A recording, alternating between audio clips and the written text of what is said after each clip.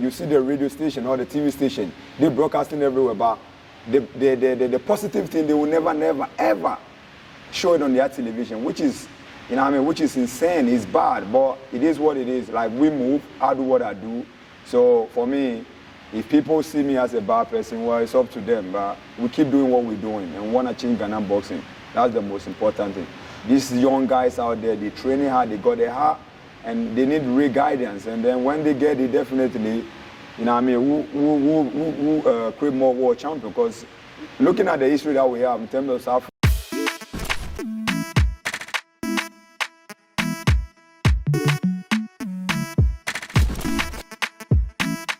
Hello sports lovers, welcome to Met Sports TV. On today's episode we have the former IBF world champion Richard Commey with us. They've done a series of donations around the Ga community. They have a lot of plans together with his manager and his management campaign syndicate, that is Streetwise Management and Foundation. They want to do a great things for Ghanaian boxing, and we want to have the champ's thoughts on whatever they are doing, what his plan holds for us, his last fight, and his contribution so far to the community in which he came from. So before we get into it, kindly subscribe to the channel, press the like button, and also share so others can enjoy. But also remember, there is no limit to greatness. So whatever you are doing, put in your maximum effort and you will achieve the needed results. Hashtag no limits to greatness. Welcome, champ, to Met Sports TV. Thank you very much. How are you doing? I'm doing very well. Champ, you are now on vacation, but you are still putting in the work. Like last time I met you, you told me the greatest sin in boxing is not to train. I remember that very well. And so how are you enjoying your vacation? I mean, pretty good. Like you said, we did some donation back in the gym, Charles Squatting gym, and it was great. You know, it's something that Richard Commey, Streetwise Foundation, you know, I mean, wanted to do to help the community, because this is where I come from, and we feel like when I started off, I see a lot of guys that don't really have the equipment to train. So we put this on our shoulders to, you know, I mean, help support the bosses who are in need, and this is what we've been doing. You know, I mean, this is almost our, I think, fourth or third time of donating the equipment to the gym. So we ain't stopping there, and not only just giving out the equipment, but also like scouting, seeing the bosses in the gyms who we think that when we give them the guidance, they can become one of me. Okay.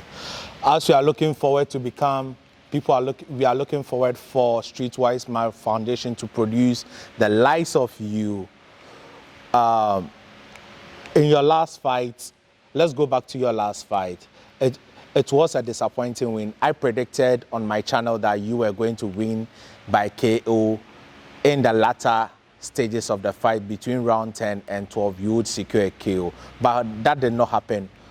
What really transpired in the ring and outside the ring before the fight? I think, yeah, it was a great fight. And, you know, Loma is one of the best in this area. And, now, I mean, to take a fight when no one is willing to fight him is first of all, is a bold step to take. And, you know, Loma, some people might think looking at him from outside is different from getting to the ring. I mean, I've trained well, I prepared myself, and I believe that I could beat him up. That's why I took the fight in the first place. But things really happened. I lost focus in the 7th round, and I mean, he took advantage of it, and then I went down, come back strong. But, you know, we always underdogs. So sometimes when we don't knock them out, we don't really give them a hard beating, then definitely it ain't gonna be for us. But yeah, it is what it is. I wanted there to do all. You know, I mean, I fought for my country, I fought for the people, and I feel like I disappointed a bit, but definitely I'm gonna come back strong. But it is what it is. I mean, Loma is a great hell of a fighter, and you know what I mean. It is what it is, you know what I mean? Yeah. Champ, you just said we are always underdogs, especially coming from this part of the world. What makes us consistent underdogs? For several years, those the likes of Azuma Nelson. The thing is, our people back in the States, the Ghanaians mostly don't really go for fight, because they always think, oh, why would I have to go and pay and watch him fight when he get money? He only got, like, the money only belongs to him, and that's the mentality, you know what I mean? And I think that's what some people in Ghana are doing. I mean, some Ghana don't really support their own, which is very bad, you know what I mean? You go to the States, you see a lot of Spanish there, whether they know you or they don't know you, as far as you're Spanish and you're fighting, they're supporting you. It's not like us. And even right from your country, people are, people don't really, it's good to have, definitely not everyone is going to like you, but you fight for your country and you fight for your people, so there should be, they should put that consideration and support you, because definitely, whether you make money from anywhere, you're going to definitely bring it back home and, spend it definitely. You might not give someone something direct, but indirect you might be giving them something. So you shouldn't have to be like, because they don't see the support, so they're not supporting. You just support the likes of some footballers, Siru, Leo Messi, and all that, but I've never seen them before. So that thing might put a stop to it, you know what I mean?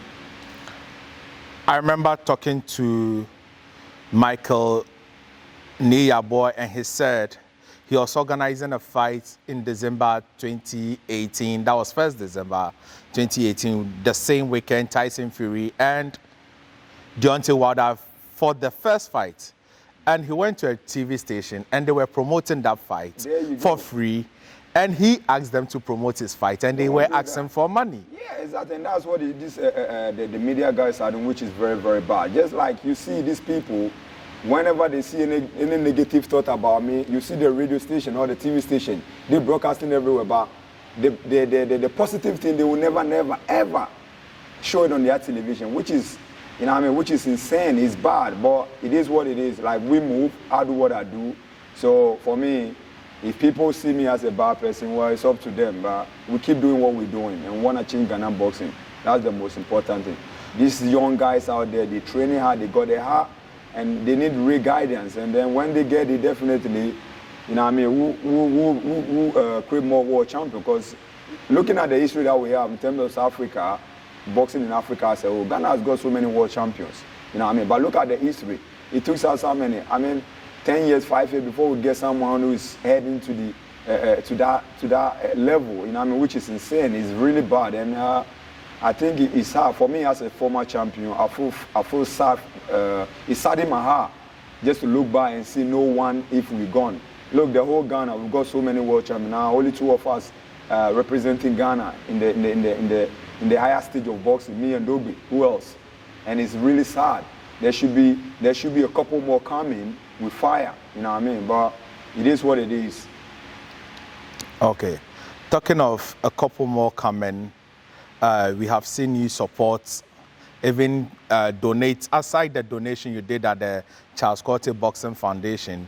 I have seen tapes of you giving out pairs of gloves to other upcoming boxers. What's the motivation?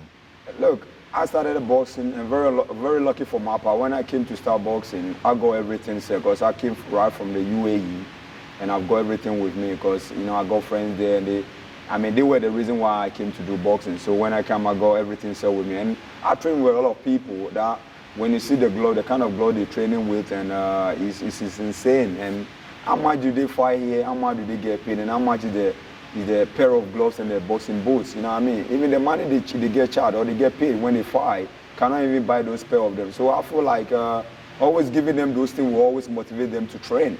And by training, definitely someone might see your talent and might willing to support, and maybe that might change your future. Okay. Talking of changing of future, and the future we all know as that the young ones coming up, what should we do, especially as the GBA, as administrators, as a hero like you, as coaches? What should we do to develop the game? You know what? Like I said before, this GBA, the system, the rating system in Ghana should be active. It is very, very important, because I think GBA or the Ghana boxing as it stands is bullshit. Like, everyone is doing what it feels like doing, and I don't think they're in the right direction, because you need to get this. Why would a manager will be somewhere, and then someone will say, I've got a fight for your boxer, and then definitely it's going to be a middleman. But if the system is right, if anyone is looking for a Ghanaian boxer to come and fight in the UK, in the US or anything, you just go to the website. There's going to be the manager's contact there, the boxer is there. You contact the manager, make up a deal, and then run. But you have middlemen doing all these things, I got a fight for you, and then they bring out the contract, and then they change it.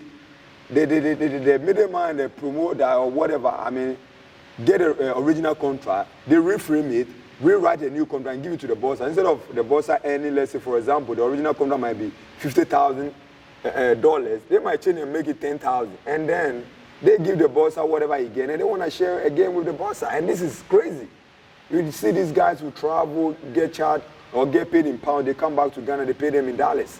Man, if you're doing that, where is the motivation? Everyone put their life on the line. These bosses put their life on the line. So in the first place, you need to protect the bosses. Make sure, because if they are here, they fight and they get in money, they know that, oh, now I put in this effort, I got this amount, next I'm going to put in more. By so doing, maybe he might go as another, but he might win a fight. Just because you know that we all fight for money. You know what I mean? Some people, money is good, but the GBA must do their things pretty well. Some of the managers or the promoters here, they always come in for the money, which is not right. I mean, in boxing, if you need to, how do you call it, put your money in it, you shouldn't look for like a short, investment. It's a long-term investment. And the more the boxer gets higher, the more you can, the higher the chance of getting your money back. You know what I mean? So I think the GBA, they should see and make sure they get their things right. This is not about the dictatorship that whatever you say, you know what I mean? You working with people. So you can't just make up your mind and say, oh, this is going to help boxing, and then you put it across. No, it doesn't work that way. Okay.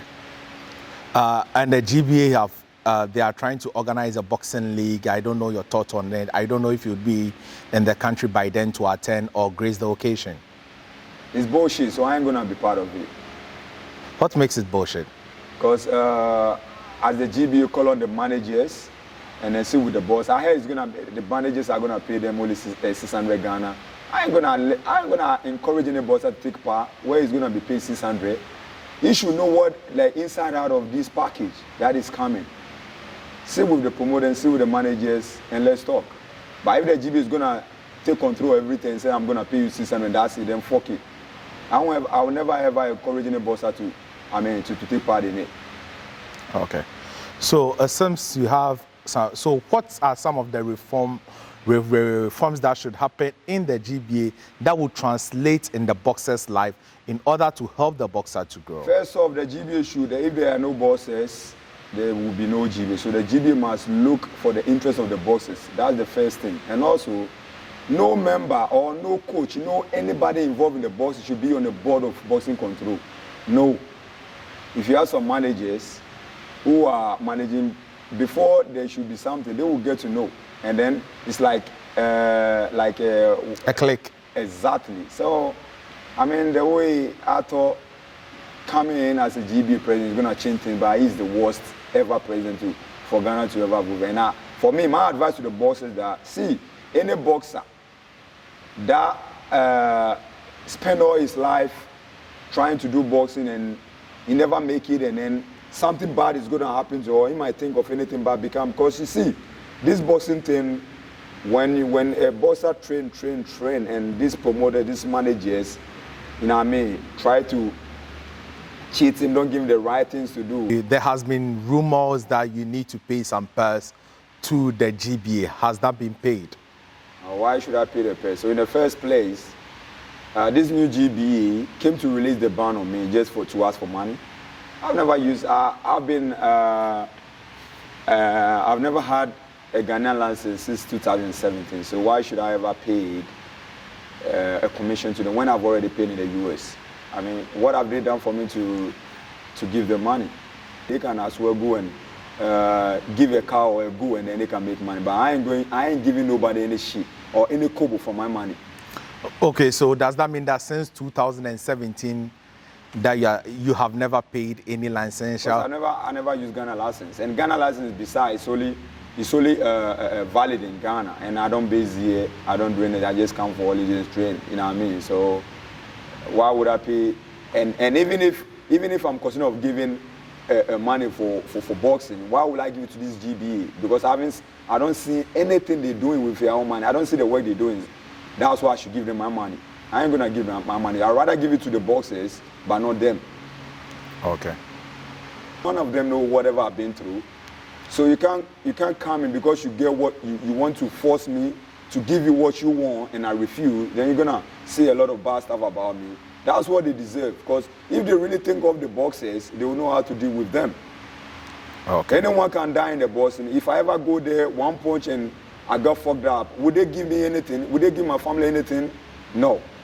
Therefore, they shouldn't come up and be saying all this bullshit, thinking I'll be scared, I'll be that. I don't give a fuck about them. They can go and, they can go and kiss whatever it is, you know what I mean? I don't give a fuck about them. Okay, talking of putting your life on the line, is it time that all boxers get insured so that in case of any unfortunate incident, they can become... That's the question for the GBU to answer. It's the question for them to answer. They've never insured any of the boxers. Therefore, when I make my money, I do my own thing. So you cannot come in, you cannot reap where you've not sown. And that's it. And if you try that, and I refuse and try to tarnish my image, I'm gonna come out there because I'm a Ghan. And people should remember the blood of Ghan. I was born and bred, so I know everything that goes on here. It's just that, you know what I mean? I've learned a lot and never tried to go that way. But when you try to come to me, I'm gonna defend myself. And now I'm gonna defend. I'm gonna say it to you the way it is. I ain't scared of nobody because I've never gone to anybody to do anything for me. I've never gone to anybody to beg for anything. Therefore, I'm gonna say the way it is. We need a mouthpiece for these boxers. And if no one is willing to speak, I'm going to speak for them. Okay. As you keep speaking for the boxers, we want to know what is next for Richard Commey. I'm coming back pretty soon. I heard the GBA said they will see if I will fight under the flag of Ghana. My next fight, I'm going to have hundreds of Ghana flag around me. If he is a man, he should come and stop me from using them. So when should we expect you back in the ring? And do you have any opponent yet? Not yet, but I still got a fight day. So as I'm here, definitely I'll make my way back to the UK and then to the United States and then start camping for the next fight. But I'll be fighting pretty soon. Okay, that is it. We wish you all the best in this 2022. We want you to bring back another world title to Ghana as soon as possible because we need one. And do you have any other message to the general public, to the fans? Man, I just want to thank Ghanaians for the support and then this is what it is. Boxing is a very tough sport and boxers are not stupid. And I just want to let the public know that, yeah, because of, they shouldn't really look at what so many people put up in the media, say boxers are stupid, boxers are that, but boxers are not stupid at all because, yeah, it's because some of them cannot speak for themselves, that's why. And then when you try to speak for yourself, they try to tag you as arrogant and a bad person. But so yeah, they should just ignore them and then keep on their support and keep praying for her. And definitely, yeah, we pray that Ghana will get a world title pretty soon. And that's it. Okay. We thank you for giving Mespos this opportunity, for speaking to you, champ, and we wish you all your best in your future endeavors. See you next time with a world title. Thank you so much for talking to us.